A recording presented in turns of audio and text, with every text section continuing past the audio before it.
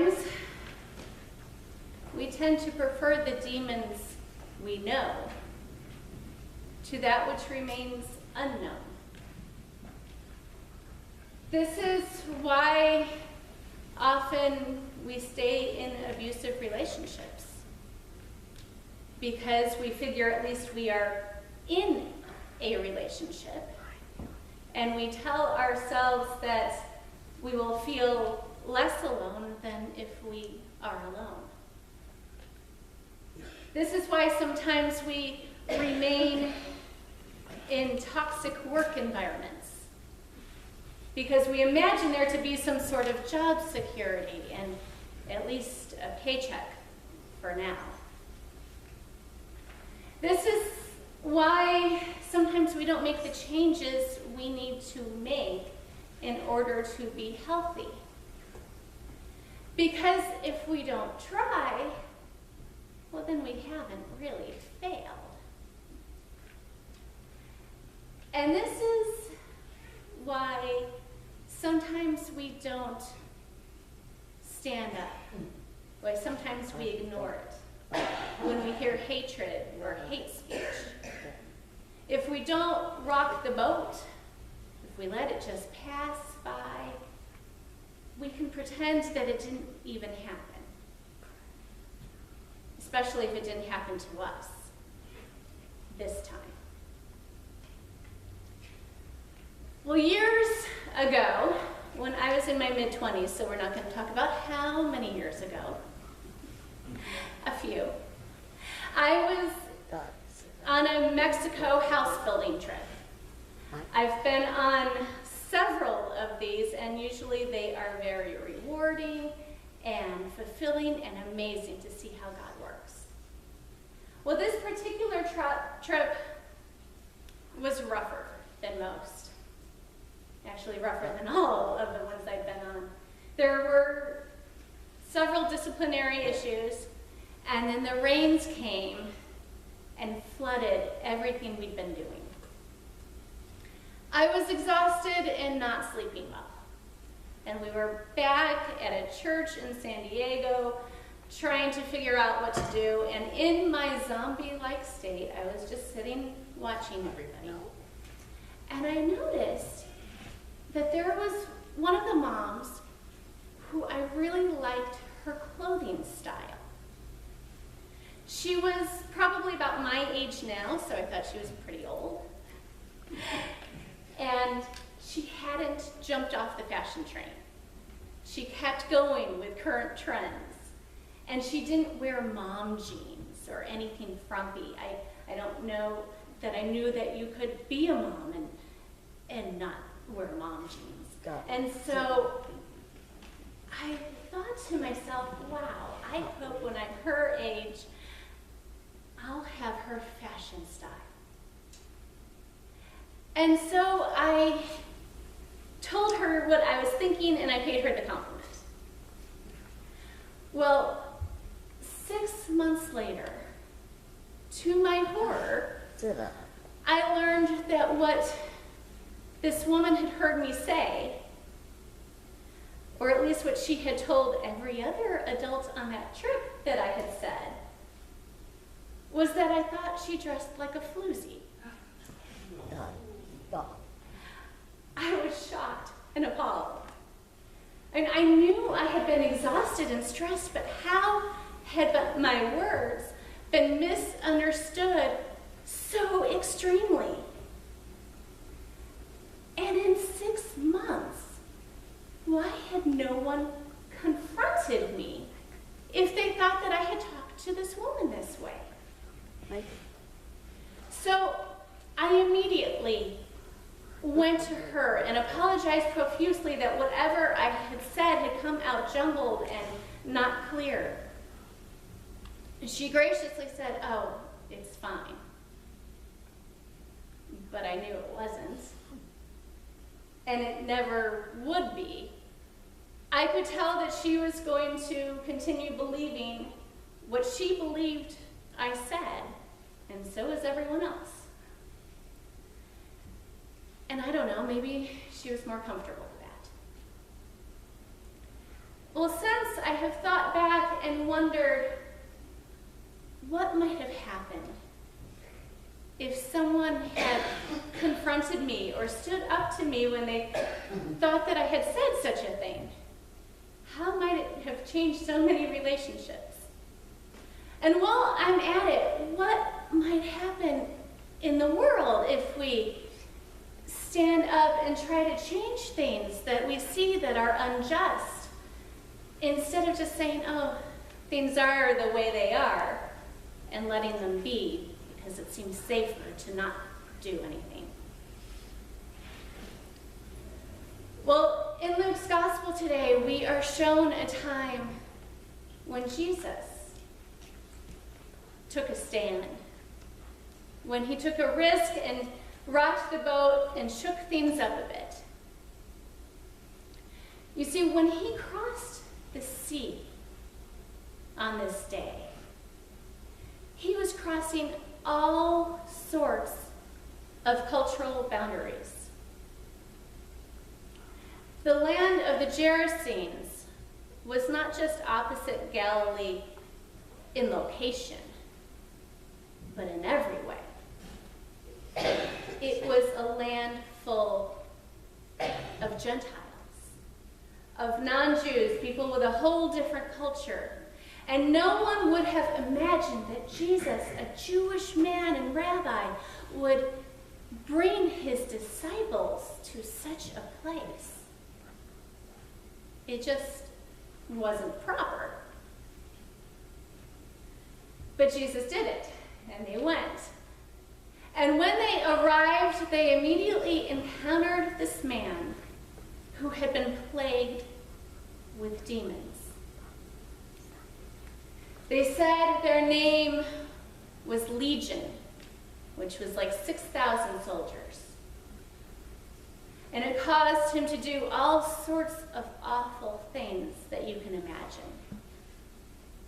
And so the townspeople went and chained him up out by the tombs. But he was loud and scary and crazy, and oftentimes he would break free from his chains and cause all sorts of trouble. There was no quiet. There was no peace in this town. Well, this man was there. Well, these demons were there. But they were the demons that the people in that town knew. And so Jesus saves this man. He rids him of these demons and allows them to go into a herd of pigs that were nearby, which were somebody's livelihood. They were Gentiles, they were not Jews, they could have pigs. And then these demon-possessed pigs go and they drown themselves. And the people are scared. They know what to expect with this man who was possessed by a legion of demons. But they don't know what to do with this other man who brings healing and peace, quiet, like Elijah experienced. This changes everything, and this rocked their world, and they didn't want their world rocked. They wanted things the way they knew them, with their boogeyman chained up out by the tombs. That's the way things should continue to be. And so they begged Jesus to leave. As much as this man who was now healed pleaded with Jesus to let him follow him, something Jesus usually told people to do, this man wanted to stay at Jesus' side. Jesus told him no, because he had a job for him to do. Jesus needed this man to go back into that town and to tell the people there and everywhere, anyone who would listen, what God had done for him. Now, it would be so much easier to just leave these townspeople alone, to let them believe whatever it was that they wanted to believe, to let them be scared of Jesus,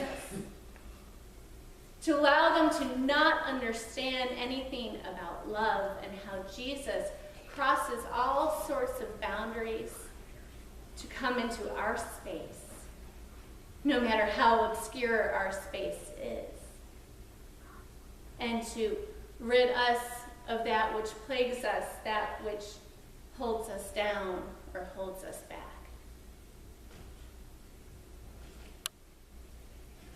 You know, just as Jesus does come into our space,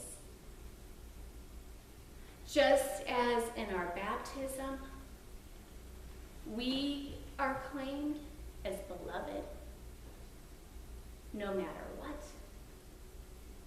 No ifs, ands, or buts. No Jew nor Greek, no rich or poor, no male or female, no gay or straight, no people of color or people who are white, no other, just children of God. We are called to declare to our town and everywhere and anyone who will listen what it is that God has done for us. And we need to start talking. Because last week, just a few miles down the road,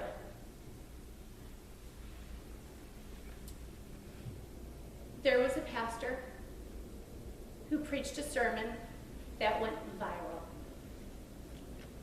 That means that millions of people across the country, across the world, heard this man preaching and teaching about a God of hate. He applauded the murder of 49 innocent people, and he said he wished there had been more killed.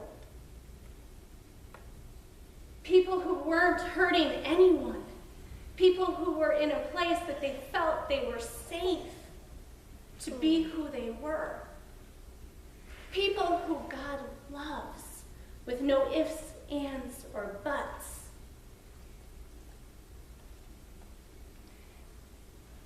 You know, years ago when I was misunderstood, when I gave a compliment that was heard as an insult, that's nothing compared to what happened here last week with God's word. Jesus Christ went to the cross. He suffered and died to show us how God loves us so completely and unconditionally.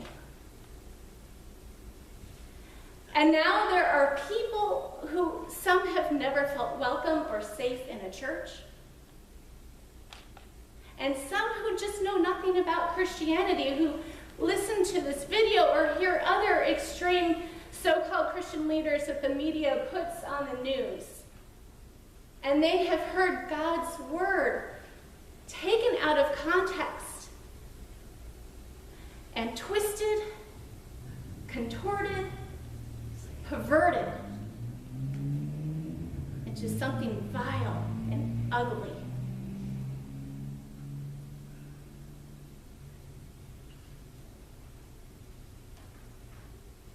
You know, it'd be so easy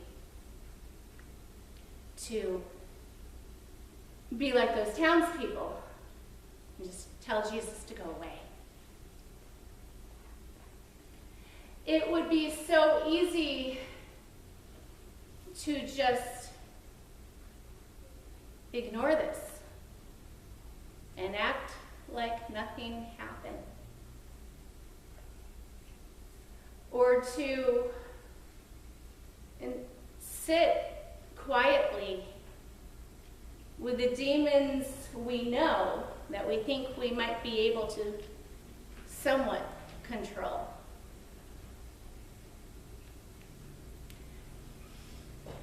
But Jesus, who has crossed over into our space,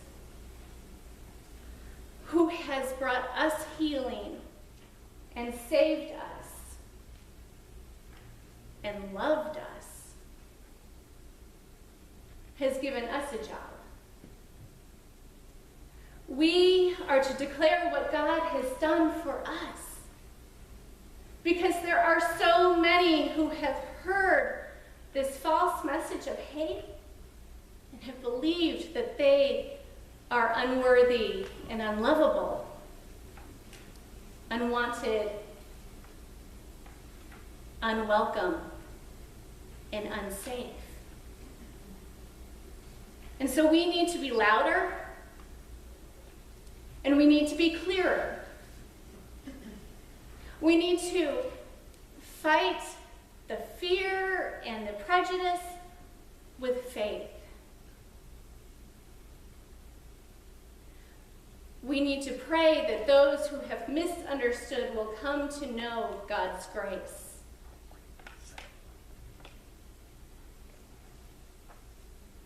And we need to declare that God loves us all. No ifs, ands, or buts. Practice with me. God loves us all. No ifs, ands, or buts. One more time. God loves us all. No